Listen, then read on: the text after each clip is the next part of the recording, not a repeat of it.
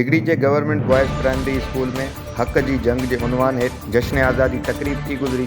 तकरीब दौरान assistant commissioner डिगरी, तालका education officer, UC chairman समेत शागिर्दनि ऐं उस्तादनि वॾे अंग में शिरकत कई। उन मौक़े ते तकरीब में महिमाननि ख़िताब कंदे चयो त आज़ादी वारे ॾींहं खां हिन ॾींहं ताईं पाक फ़ौज जे जवाननि पंहिंजी जाननि जा नज़राना ॾिना आहिनि।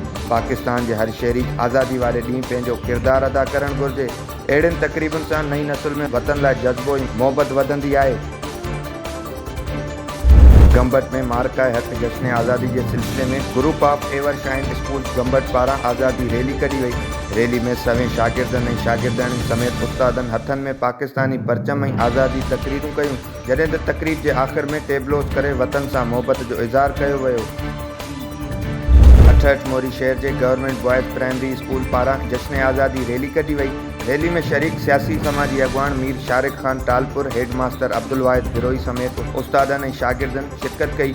उन मौक़े ते स्कूल के हेड मास्टर अब्दुल वाहिद बिरोई ऐं महिमान ख़ास मीर शारिक खान टालपुर चयो त 14 अगस्त हर पाकिस्तानी के वॾे जोश सां मल्हाइणु घुरिजे। मुल्क लाइ क़ुर्बानियूं ॾींदड़ क़ौमी हीरोज़ के नई नस्ल आॾो मुतारिफ़ कराइणु ज़रूरी आहे, जेके मुस्तक़बिल में उन्हनि खे यादि रखंदा। डिगरी शहर भरिसां 24 मील मोरी वटि क़ौमी शाहराह ते अवामी तहरीक पारां सिंध दुश्मन मनसूबनि ख़िलाफ़ एहतजाजी रैली कढी वई। एहतजाजी रैली के अगवान निसार बुरगड़ी, शौकत नुआणी ऐं ॿियनि वॾे अंग में शिरकत कई। उन मौक़े ते अगवाननि रैली के ख़िताब कंदे चयो त सिंधु दरिया ज़मीनूं ऐं वसीला सिंध जे हज़ारें सालनि जी तहज़ीब जो जियापो आहिनि। सिंध जी हज़ारें सालनि जी तहज़ीब जे जियापे जो ज़रियो आहिनि। कैनाल ऐं कारपोरेट फार्मिंग मनसूबनि ज़रिए करोड़े माण्हुनि जी क़त्ल आम जी साज़िश बंदि कई वञे। उन्हनि हुकूमत खां मुतालबो कयो त सिंध दुश्मन मनसूबा फौरी बंदि कया वञनि, ॿी सूरत एहतजाजी जदोजहद जारी रहंदी। डंडो मस्ती भरिसां पीरल मोरी वटि क़ौमी शाहराह क्रॉस कंदड़ बकरियुनि जी धण मथां तेज़ रफ़्तार ट्रालर चढ़ी वियो। नतीजे में 17 खां वधीक बकरियूं मरी वयूं, जॾहिं त 12 खां वधीक बकरियूं ज़ख़्मी थी पयूं। इतलाह ते पुलिस वाक़े वारे हंधि पहुची ट्रालर खे तहवील में वठी छॾियो, जॾहिं त ट्रालर ड्राइवर फ़रार थियण में कामयाब थी वियो।